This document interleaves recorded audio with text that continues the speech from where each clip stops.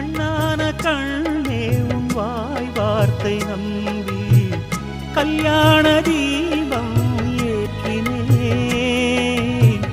என் தீபம் கோயில் சேராது என்று தண்ணீரை நானே ஊற்றினேன். உன்னோடு வாழ இல்லையொரு யோகம், நான் செய்த பாவம் யாரை சொல்வது?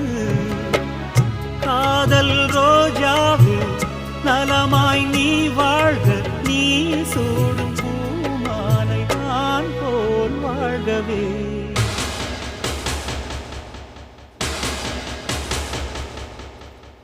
இளவே